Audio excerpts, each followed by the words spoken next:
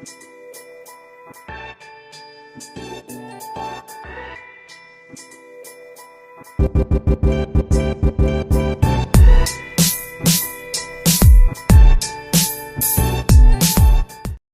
selamat sore. Selamat datang di acara Bisik Bincang Asik yang diadakan oleh Rewet Platinum Group. Perkenalkan teman-teman, nama saya adalah Yanuar dari Rewet Platinum Group Surabaya. Hari ini saya akan membawakan sebuah percakapan dengan seorang yang baru bergabung di Rewet Platinum Group. Beliau adalah, kalau saya boleh kasih sedikit perkenalan, beliau adalah mantan supervisor sebuah perusahaan otomotif di Surabaya yang akhirnya beliau memutuskan untuk hijrah ke properti. Nah, hari ini kita akan berbincang dengan beliau. Beliau adalah Pak Rofi. Saya langsung aja menyapa Pak Rofi. Selamat sore Pak Rofi. Apa kabar? Sore Pak Yanuar. Alhamdulillah Pak, baik Pak. Sehat selalu Pak?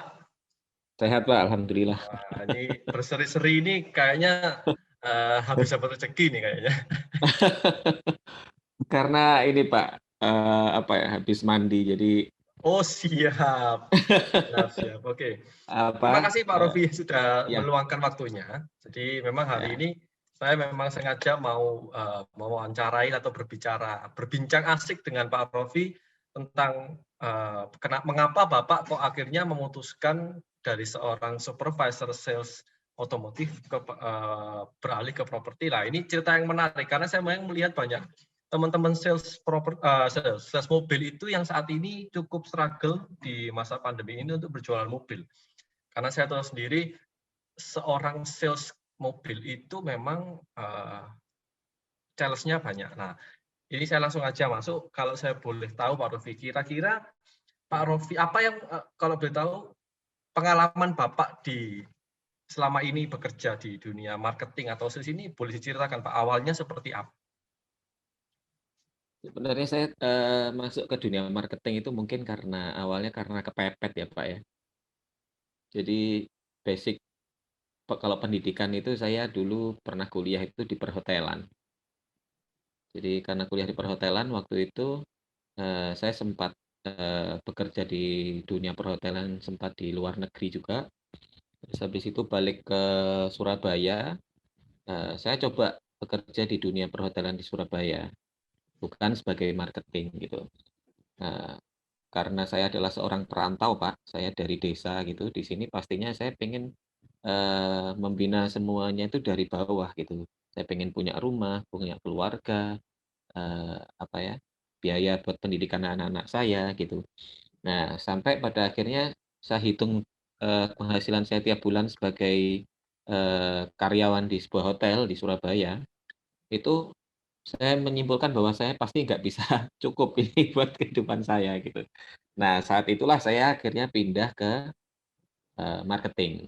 Jadi awalnya saya sempat di marketing hotel itu sendiri, kemudian pernah jadi marketing kartu kredit. Terus yang paling lama memang sebelum di properti ini saya di marketing mobil Pak. Ya salah satu merek mobil sejuta umat di Indonesia lah ya. Pokoknya itu mobil itu di mana-mana ada. Ciri khasnya mobil ini tuh kalau di jalan tol itu susah diselip Pak. Oh, kok begitu Karena Pak? iya, karena begitu nyelip di depan kita, di depannya ada lagi mobil itu. Oh, siap. Karena ini memang mobil sejuta umat banget Oh, gitu. siap. Oke. Yang mobil itu sangat terjangkau dan ya hampir semua keluarga mungkin menganggap bahwa mobil ini adalah mobil impian keluarga gitu. Nah, saya join di otomotif itu mulai tahun 2003 Pak. 2003 dan tepat 16 tahun itu saya memutuskan untuk resign gitu. Jadi alasannya ya karena saya semuanya pasti ingin mendapatkan yang lebih baik gitu, dan itu menjadi alasan saya juga. Walaupun definisi lebih baik itu tiap orang-orang berbeda Ya, gitu. betul. Kalau saya sendiri sekarang ini dengan kondisi saya ini, kalau penghasilan waktu di otomotif atau di marketing sebelumnya, ya namanya marketing memang penghasilannya bisa dibilang tergantung kita mau penghasilan berapapun bisa. termasuk ya di dunia properti juga saya yakin seperti itu gitu. Cuman pada akhirnya setelah 16 tahun itu saya ngerasa bahwa saya harus berubah, mendapatkan yang lebih baik. Salah satunya adalah karena saya pengen punya lebih banyak waktu proses pekerjaan yang saya lakukan seperti itu. Terus pekerjaan ini juga kalau di properti bisa dibilang bisa kita lakukan sampai kapan aja gitu. Bahkan ya saya juga baru tahu ketika join di kantor ini, di bisnis ini ada yang sudah usianya 65 tapi masih sangat aktif dan produktif, Pak.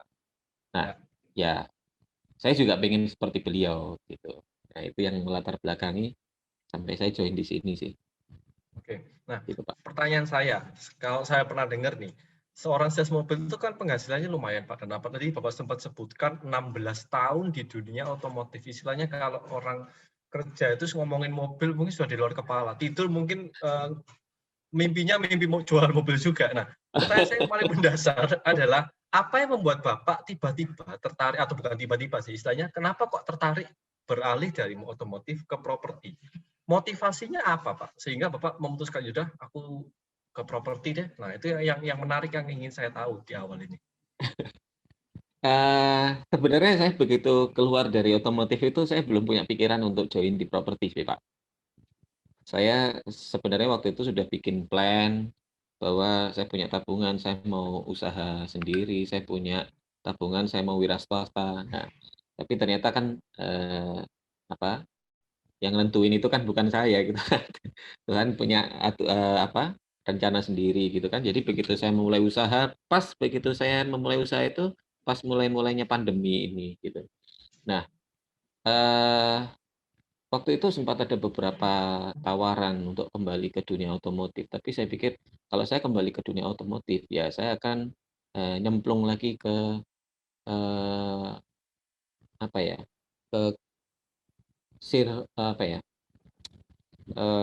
rutinitas saya yang lama.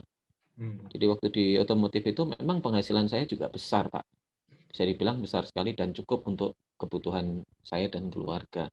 Tapi ya sering sekali saya berangkat itu ketika, anak saya belum berangkat sekolah, terus begitu nyampe rumah saya sudah, capek, saya nggak sempat, apa ya, bertemu, bercanda, memperhatikan anak saya gitu, itu salah satu alasannya. Nah, begitu saya, awal-awal belajar tentang dunia properti, saya tahu bahwa ini lebih baik karena apa, ya yang paling simpel adalah karena komisinya lebih besar, Pak, gitu. Komisinya lebih besar ya? Betul. Oke. Nah, informasi itu Bapak dapatkan dari mana, Pak, mengenai properti itu? Bahwa pendapatan lebih besar, terus bisa punya waktu luang banyak, karena kan memang kali Bapak sebutkan Bapak sempat pengen usaha sendiri. Apakah di Heeh. properti ini bisa dibilang mirip dengan usaha sendiri? Ya, sebenarnya kalau di properti ini kita sebenarnya sama kayak apalagi kalau saya lihat teman-teman yang sudah di properti yang sudah senior, ya mereka sudah banyak dapat kepercayaan dari klien. Itu sama kayak kita punya showroom, tapi isinya bukan mobil, isinya rumah, Pak. Kita punya showroom, isinya rumah-rumah yang jadi stok kita. Nah, orang sudah kenal sama kita, percaya sama kita, dia akan datang ke kita nanyain, kalau rumah yang ini harganya berapa. Nah, itu seorang agent properti menurut saya kalau sudah seperti itu bisa dibilang dia sudah sukses memperkenalkan dirinya sebagai agent properti gitu, Pak.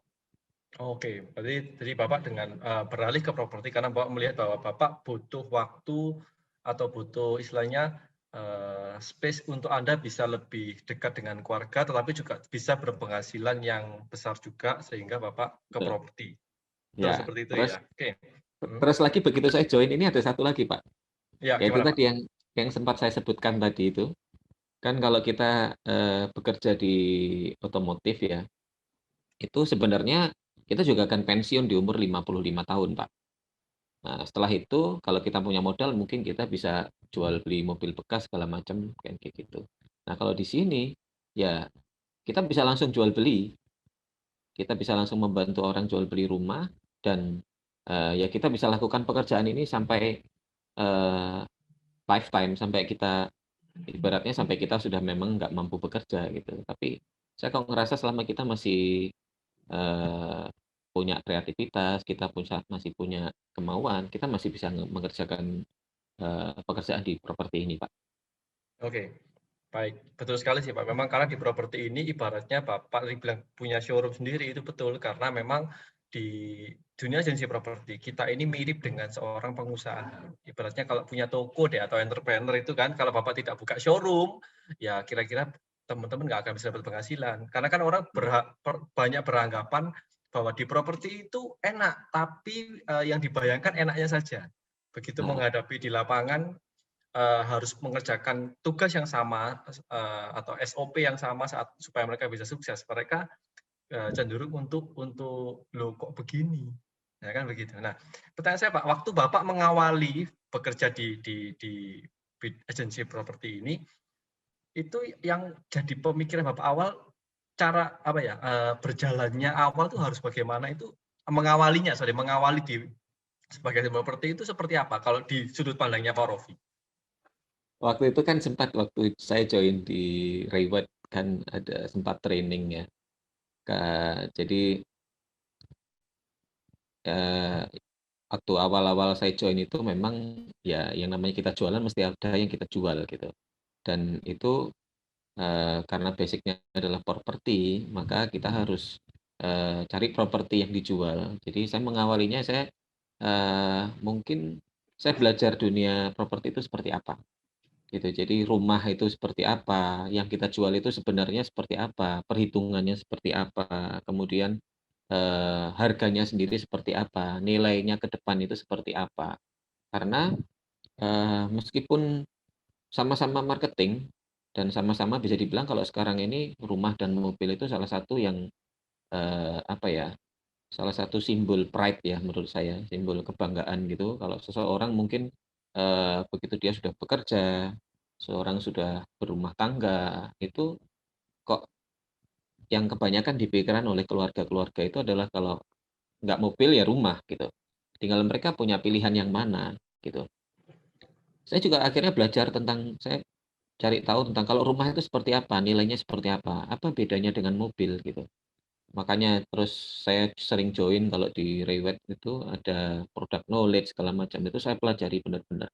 Jadi rumah itu harganya di Surabaya, di Sidoarjo, di Menganti, perbatasan Surabaya itu seperti apa, terus ke depannya seperti apa, berapa tahun lagi seperti apa. Ya, tujuan saya sih awal-awal itu karena supaya menambah pengetahuan saya agar ketika saya ketemu dengan klien yang mau saya bantu, yang mau saya servis itu, saya bisa pede dan saya bisa membantu dia dengan sangat baik gitu. Karena eh, kesuksesan marketing buat saya adalah ketika saya bisa eh, memberikan pelayanan, memberikan bantuan, dia membeli rumah atau properti yang sesuai dengan yang dia butuhkan gitu. Nah, Oke, syukur-syukur susah nggak Pak misal waktu itu eh awal-awal? Kan ya berpindah dari otomotif ke properti. Kalau menurut saya sih caranya sama, cuman apakah ya susah dari mobil ke eh properti itu? sebenarnya nggak juga sih, Pak.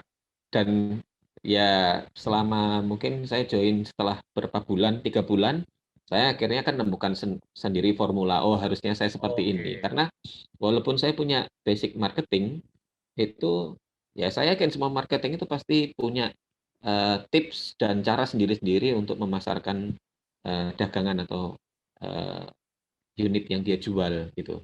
ya. Nah, tapi sempat juga saya ada cerita lucu itu sempat waktu pertama kali menghandle customer itu udah semua yang saya tahu itu hilang, Pak, karena Ngeblank grogi. tiba-tiba ya. Tiba-tiba Padahal udah gitu, siap-siap Pak. nih mau ngomong nih, lupa Udah. semua. Jadi begitu ketemu ya mungkin karena intinya karena saya masih belum menguasai product knowledge-nya waktu itu. Tapi praktek pertama itu saya jadikan pelajaran akhirnya next-nya begitu ketemu dengan klien, kedua, ketiga, keempat dan sampai sekarang ya modal product knowledge dan kepercayaan diri itu yang ya saya yakin sih ke depannya bisa semakin banyak yang bisa saya closing gitu, Pak. Oke, tadi Pak Rofi menyebutkan mengenai product knowledge, mengenai apa namanya melakukan aktivitas. Berarti memang untuk bisa mahir di bidang properti ini, Bapak melakukan apa ya? Melakukan apa Pak? Kalau supaya menurut Bapak bisa mahir itu harus ngapain? Mungkin teman-teman nanti berbagilah dengan teman-teman apa yang bisa membuat Bapak cepat mahir. Karena kan kadang orang jual mobil dengan jual properti itu knowledge-nya beda. Nah, supaya Ya, bisa cepat mahir itu harus ngapain? Menurut sebenarnya Bapak? kalau di sini di Rewet ini gampang Pak, asal kita mau belajar itu mudah sekali. Kenapa? Karena di sini kan sudah banyak orang yang bergerak di sini sudah puluhan tahun gitu. Eh, Mulai dari cara pemasarannya sampai produk knowledge-nya kita bisa belajar dari mereka. Dan sekarang ada grup-grup di WA itu apapun teman gitu, teman-teman senior terutama. Jadi kita bisa belajar dari situ. Oh ya, misalnya tentang perhitungan simulasi KPR segala macam itu ya banyak sekali yang kita bisa belajar dari mereka, dari teman-teman itu. Jadi ya di awal-awal bulan pertama, kedua, sampai ketiga ya itu yang saya pelajari dari product knowledge-nya dan yang saya lakukan di awal itu saya belajar semua, bisa dibilang yang semua misalnya ada produk perumahan baru yang di-launch sama developer, saya pelajari semua. Ya, menurut saya itu salah satu cara agar saya jadi sensitif dan lebih terbuka wawasan saya. Misalnya rumah di daerah Menganti, rumah di daerah Sidoarjo, rumah di daerah Surabaya, itu kondisinya sekarang seperti apa sih? Rumah di Surabaya itu harganya minimal berapa, terus kira-kira sampai up-nya sampai berapa.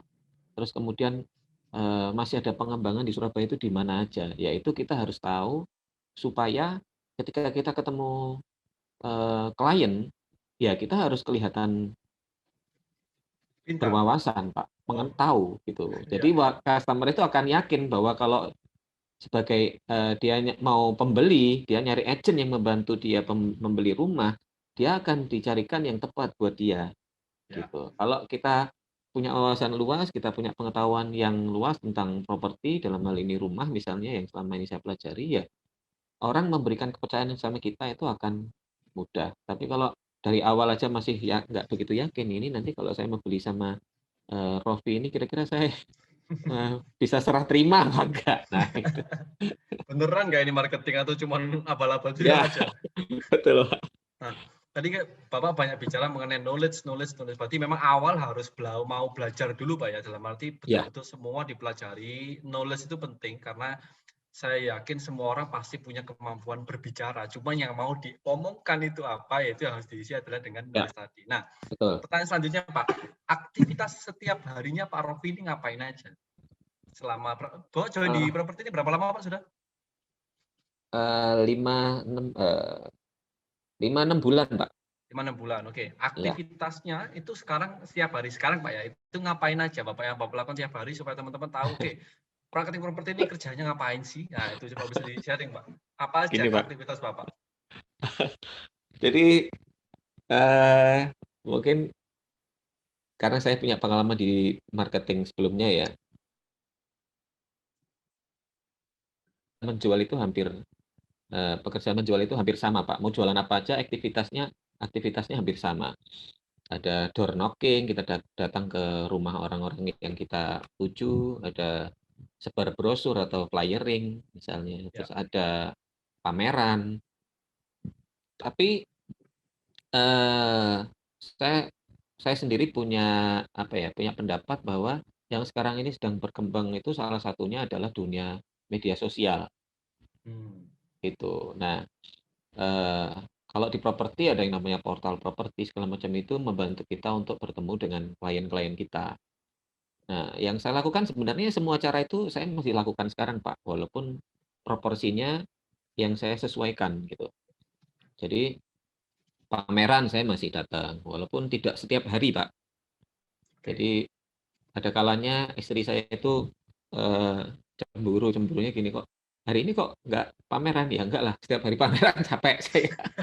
Gitu. Karena walaupun nggak pameran, kita masih bisa ketemu dengan klien.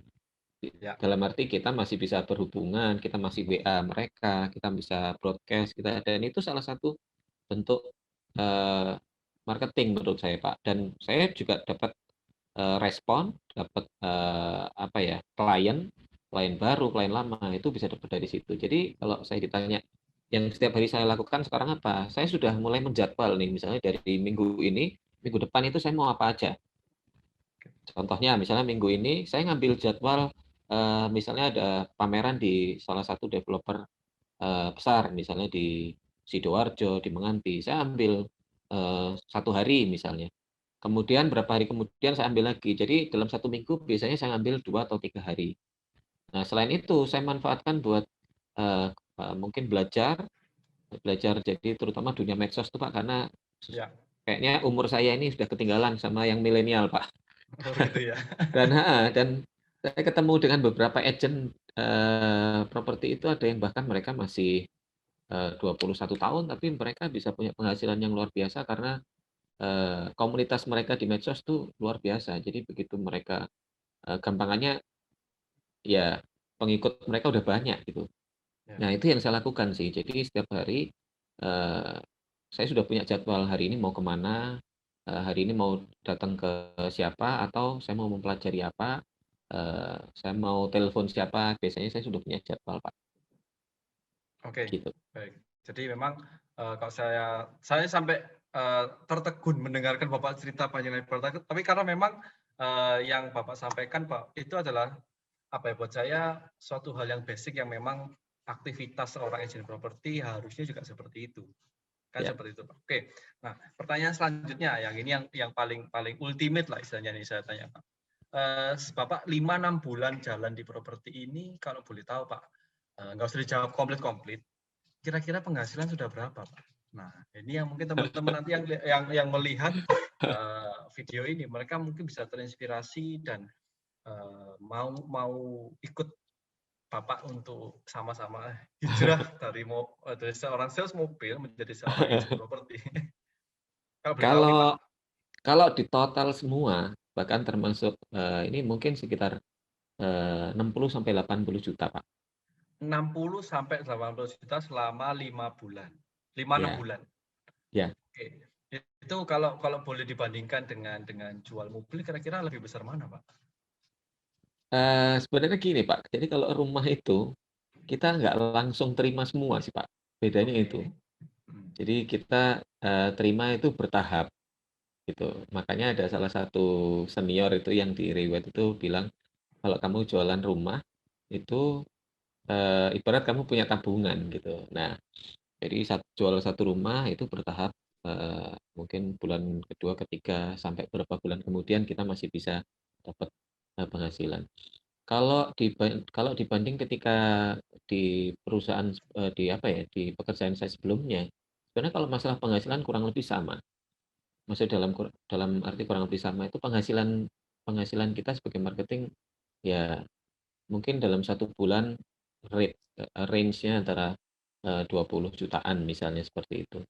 Ya. Tapi eh, di properti ini kita terutama di Rewet ini ya Pak ya, kita bisa punya mimpi yang lebih tinggi lagi dalam arti gini. eh, di Rewet terutama, Rewet ini jaringannya kan sampai internasional. Yang sekarang ini mulai dari bulan kemarin itu saya jadi ingin belajar gimana caranya bisa jualan properti bahkan di luar negeri Ya. gitu. Nah, itu yang sekarang ini saya lagi belajar, Pak. Karena apa? Ya, ibaratnya kita semakin banyak jualan kita, bahkan termasuk mungkin properti di luar negeri, semakin kita punya kemampuan ke arah sana, semakin kita dibutuhkan sama orang gitu. Jadi ketika kita memperkenalkan diri kita, saya bisa loh bantu Bapak beli properti misalnya di Jakarta, di Bali, beli properti misalnya di Australia, di Singapura. Nah, itu eh, akhirnya kita bisa berteman atau kita bisa membantu klien dari level di sosial tuh mana aja gitu. Ya. Mungkin dari yang paling level paling bawah misalnya saya punya teman-teman yang eh, karyawan sama kayak kita gitu. Mau beli rumah yang harga mulai dari 300 juta sampai 1 M, sampai 2 M, 4 M, 10 M di Indonesia juga sudah banyak. Mau beli di luar negeri untuk investasi di luar negeri itu saya juga bisa bantu. Akhirnya ya Kalau masalah penghasilan saya kok yakin bahwa di sini ini semakin lama dan semakin berpengalaman kita di sini, penghasilan kita semakin banyak, Pak. Oke. Nah, Gitu. tadi ada satu poin yang menarik yang mau saya tanyakan, Pak. Tadi kan Bapak menyampaikan bahwa penghasilan di properti ini hampir sama dengan di otomotif. Tetapi kan yang Bapak sebutkan 20 juta per bulan itu saat kondisi sekarang atau sebelum pandemi yang 20 juta di otomotif. Nah, itu yang di sempat Oh ya, mengusik hati kecil saya. Kok ya, oh ya. segitu? Itu belum dijelaskan itu 20 juta itu sebelum apa saat pandemi ini. Karena saya dengar memang banyak sekali teman-teman sales mobil itu yang mereka bisa dibilang struggle di masa pandemi ini. Ya, Mungkin jadi bisa gini Pak, diluruskan lagi Pak informasinya. pada sebelum masa pandemi mungkin saya kalau sebagai marketing mobil itu bisa penghasilannya kurang lebih ya antara 7 sampai 15 juta gitu. Mungkin bisa lebih tergantung seberapa effort kita gitu. Nah, level saya waktu saya di otomotif itu saya supervisor. Nah, itu kalau saya rata-rata itu mungkin kurang lebih antara 20 sampai 30 juta per bulan gitu. Nah, di sini eh, kalau Itu maksudnya dibandingkan di dengan masa di yang otomotif, masih Pak, normal. Di masih masa normal, normal. Oke, betul. baik. Nah, masih banyak teman-teman saya di otomotif tuh yang apa ya, sempat cerita bahwa ya sekarang ini lagi pandemi gitu, lagi paceklik. Nah, masyarakat sendiri sekarang ini juga berpikir ketika mereka mempunyai saldo, mempunyai budget untuk dibelanjakan, mereka berpikir kira-kira mau dibelanjakan apa gitu. Pertama mereka apa ya, orang-orang semakin sadar bahwa kalau yang mau nilainya itu ada nilai investasinya itu adalah rumah, properti. Terus yang kedua, ya salah satu keunggulan properti dibandingkan barang mewah termasuk mobil itu adalah properti itu kan kebutuhan primer Ya, yang bisa dibilang orang itu ya harus punya sandang, pangan, papan gitu. Ya, apa gunanya misalnya punya mobil tapi nggak punya rumah, ya nggak mungkin orang itu akan tidur di mobil gitu, Pak. Nah, menurut saya dengan kondisi yang sekarang ini, dengan kondisi pandemi ini, penjualan rumah bisa dibilang masih masih stabil. Kenapa? Ya ya, karena orang di satu sisi mereka harus ngencengin ikat pinggang. Mungkin mereka jarang ke mall. Ya memang ya ke mall pun juga dibatasi karena lagi social distancing kan Pak ya.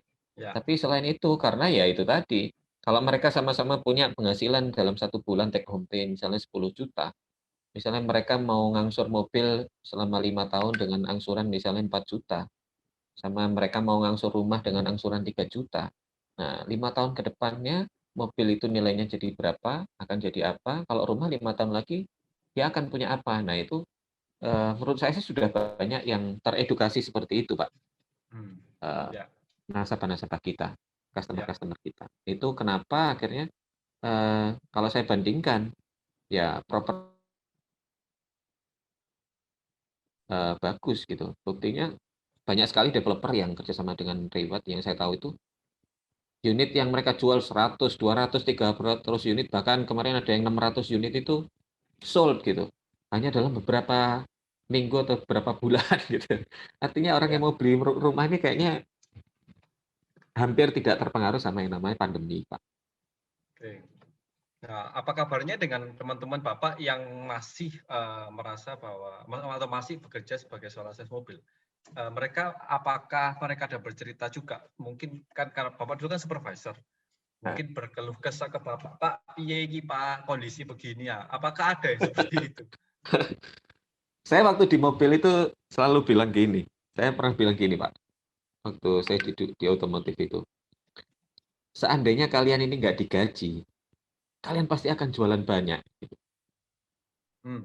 Nah, artinya apa? Ya, menurut saya sih seorang marketing yang eh, sejati, yang benar-benar ya harusnya mereka memang bisa jualan, bisa hidup dari jualan itu sendiri, bukan dari gaji. Hmm. Karena nilainya gaji berapa? yang menurut saya kalau kita digaji pasti kan akan nanti dituntut A, B, C, D segala macam. Kita harus datang, kita harus absen, kita harus ini segala macam. Sementara kalau di sini, kalau di properti ini, ya let's say misalnya kita bilang misalnya dalam satu bulan jualan 2 unit aja, itu menurut saya sih penghasilannya sudah lebih atau lebih banyak dibandingkan misalnya kita jualan mobil 5 dalam satu Hmm. bulan gitu. Oh, berarti Jadi perbandingannya 2 unit rumah itu hampir sama dengan 5 unit mobil, berarti, Pak, ya? betul Pak, Oke. Terus gitu. kemudian Jadi aktivitasnya tiap hari juga kalau di otomotif itu dituntut untuk bisa apa ya istilahnya Pak, bukan setor ya, kayak harus laporan, melakukan laporan ya Pak. iya. Kalau di properti gimana Pak? Diminta laporan juga? Ya sebenarnya saya waktu awal-awal itu saya hampir setiap apa ya, nggak setiap hari sih. Mungkin saya punya target sendiri bahwa saya harus datang ke kantor tuh minimal 1 minggu 3 hari atau 4 hari. Karena memang saya harus mengupgrade produk knowledge saya tentang rumah yang waktu itu saya benar-benar bisa dibilang blank tentang properti, tentang rumah. Bahkan waktu itu yang saya tadi bilang saya sempat grogi ketemu customer itu, saya handle customer, saya ditanyain, "Mas, ini tandonnya ukuran berapa?" Gitu. Nah, itu saya bingung, Pak. Ini tandonnya ukuran Iya. berapa? Padahal sebenarnya ya itu simpel karena ukuran tandon rumah itu sudah sangat standar sekali di mana-mana ukuran tandon rumahnya ukurannya 1 atau 1,5. Udah Ya. itu aja. Jadi ya itu product knowledge atau dasar pengetahuan yang sangat basic sekali. Tapi karena waktu itu saya belum tahu, nah akhirnya saya nggak bisa jawab gitu. Nah, waktu itu saya awal-awal ya itu Pak, saya setiap hari pokoknya begitu saya sempat saya datang ke kantor karena apa? Ya karena saya mau membiasakan diri saya atau saya mau belajar properti itu, saya lebih intens supaya apa? Supaya ya saya bisa segera jualan. Karena menurut saya kalau saya nggak tahu product knowledge-nya, ya hanya keberuntungan yang membuat saya bisa jualan, gitu. Ya. Oke, jadi memang Bapak di awal, kalau saya tadi bisa nyimpulkan, di awal Bapak dalam tanda kutip memaksa diri Anda untuk belajar sebanyak mungkin Ya, supaya terbiasa Pak ya, betul ya? Karena ya, saya rasa memang di awal dulu Bapak kerja di otomotif pun, di awal-awal Bapak pun juga harus belajar menghafalkan mobil itu rodanya 4, ya kan, setirnya 1, ibaratnya kan seperti itu, betul Pak ya? iya, Sehingga betul saat Pak. Bapak mengisi pikiran Bapak dengan knowledge yang baru tersebut mengenai otomotif waktu itu, dan Bapak melakukan aktivitasnya berulang-ulang melalui flyering, door knocking, terus kemudian apalagi pameran, Ya, pasti ada salah juga. Tapi intinya kan kembali bahwa kalau kita sudah terbiasa melakukan, betul Pak ya? ya, Kulino lah bahasa bahasa Jermannya itu kulino. ya, Maka kalau apalagi Bapak tadi bilang di bulan ke berapa ya? Bulan ketiga menemukan polanya berarti Pak. Ya, jadi memang ya, memang sebenarnya kalau saya dengarkan tadi tidak susah sebenarnya menjadi seorang agent properti. iya, Tinggal masalah Pak, kita mau belajar, iya, melakukan aktivitas tiap hari dan kemudian sehingga menjadi terbiasa. Betul iya, Pak ya? betul. Nah, oke. Ini mungkin kalau saya boleh kasih satu pertanyaan terakhir Pak. Kira-kira apa yang membuat Bapak selama 5-6 bulan ini itu bisa mencapai penghasilan tadi, dari 50 sampai 60 juta di dalam waktu 5-6 bulan. Dan saya dengar juga 50-60 juta itu masih bonusnya aja Pak ya, belum komisi dan lain-lainnya ya. Di mana Iya, bonus itu langsung masuk ke Bapak, betul ya? iya. Jadi sebenarnya karena yang saya dulu praktekkan di marketing otomotif itu hampir semuanya bisa saya praktekkan di sini, Pak. Makanya Oke. eh, jadi saya sebenarnya tinggal ganti jualannya aja, ganti produknya aja gitu. Dan ya apa ya? Ya kalau sekarang ini bisa dibilang eh, produknya sudah saya pegang, sudah saya ketahui, ya tinggal saya mentransfer pengetahuan saya ini buat orang yang mau atau yang membutuhkan produk itu gitu. Jadi begitu itu saya bisa lakukan, ya saya tinggal nyari atau saya ketemu dengan orang yang pas, orang yang sedang butuh produk itu gitu. ya sebenarnya itu adalah pekerjaan marketing gitu kan. Jadi kalau sekarang ini ya kalau dengan kondisi yang sekarang ini saya belajar atau saya cari tahu lagi gimana pemasaran itu dengan yang update sekarang ini dengan dunia media sosial segala macam itu yang saya mungkin mau pelajari lagi. Nah, karena itu tadi banyak teman-teman di kantor Rewet yang bahkan ya, bisa jualan properti di Australia, di Singapura. Nah, itu yang mimpi saya. Mungkin beberapa bulan lagi saya pengen praktekin dan pengen rasain hasilnya juga. Karena ya jalannya sudah kelihatan sih Pak. Caranya, oh ternyata caranya begini. Dan simpel Gampang gitu sekali, Pak ya. tinggal kita mau. Iya, tinggal ya ibaratnya jalannya sudah ada, tapi kita tinggal mau menempuh apa enggak, gitu aja sih Pak. Oke, mau menempuh atau tidak. Nah, ini kata-katanya sangat powerful. Berarti setiap orang itu pasti bisa sukses di properti asalkan dia mau menempuh. Berarti Ya, apakah selama betul. ini Bapak pernah Pak, istilahnya kalau tadi istilah mau menempuh ini, apakah itu dari Bapak sendiri atau memang dari kantor dipaksa kayak kayak yang Ya. sebelumnya itu? Jadi saya sempat ini juga sih Pak. Saya 2 bulan pertama itu waktu saya nggak closing, saya sempat cari tahu kira-kira salah saya di mana. Ya bukan sempat, saya selalu cari tahu saya di mana. Dan salah satu yang selalu membangkitkan motivasi itu karena ya itu tadi. Di sini tuh kan ada banyak orang yang dengan beberapa banyak latar belakang. Ya. Ada ada yang dari buruh kasar nggak punya basic marketing sama sekali, join di sini ternyata bisa jualan, begitu serius fokus hampir setiap bulan closing 2 unit, 2 rumah gitu. Dan Bahkan saya dengar uh, ada yang juga awalnya dari sopir Gojek atau Grab, Pak, kalau nggak salah Pak ya. iya, dan ada Ya, itu ya. tadi yang saya sudah sempat ceritakan, ada yang usianya sudah 60 tahun gitu. Karena pekerjaannya kan memang sebenarnya nggak dituntut banyak sebenarnya. Ya. Ya, bisa jualan lewat mana aja. Usianya 60 tahun, tapi 2 bulan jualan 4 rumah. Ya, penghasilannya mungkin setiap satu rumah 30 sampai 40 juta. Kalau 4 rumah udah 160 Tinggal juta hitung aja walaupun Pak ya. iya, walaupun tidak langsung karena bertahap kan, serah Ya, ya, terima ya. rumahnya juga bertahap. Tapi orang dengan usia 60 tahun, pekerjaan yang dilakukan adalah menurut saya ya Ya, nggak terlalu apa ya, nggak terlalu mempres dia, ya. tidak membuat stres dia. Dengan usia seperti itu masih bisa dia lakukan dan menghasilkan uang seperti itu. Ya menurut saya sih ya ya ini pekerjaan yang harusnya sih bisa dilakukan banyak orang gitu Pak. Oke, jadi Gitu. bagi teman-teman yang mendengarkan bisik-bisik saya dengan Pak Rofi hari ini, saya mendapatkan sebuah insight bahwa bekerja menjadi seorang agent properti itu tidak mengenal usia, ya kan? Tidak mengenal saya ini sudah usia berapa, mau mulai lagi. Oh, tidak ada. Karena di properti ini sama seperti teman-teman itu bekerja sebagai seorang entrepreneur. Nah, Contoh nih, contoh KFC. KFC itu dia baru sukses di usia berapa? 65, sama seperti yang disampaikan Pak Rofi tadi. Seorang berusia 60 bisa closing 4 rumah, masing-masing rumah dapat uang 30 sukses. juta. Bisa sukses juga. Jadi idenya tidak ada batasan, asal itu tadi mau menempuh Pak ya, mau jalani. Ya, bukan hanya Betul. sekedar jual atau sekedar jadi seorang marketing tenaga penjual saja, tapi Anda harus betul-betul bekerja dengan hati. Betul Pak Iya. ya? Nah, terakhir Pak Rofi, sebelum kita akhiri bisik-bisik sore hari ini, nah mungkin bisa kasih satu closing remarks buat teman-teman yang mendengarkan video atau perbincangan kita Household ini, ajak mereka untuk mengapa harus ke properti, itu mungkin yang bisa disampaikan Pak, silakan. Iya, jadi sebenarnya kalau kenapa kita harus ke marketing properti itu? Ya, pertama marketing properti itu salah satu yang apa ya?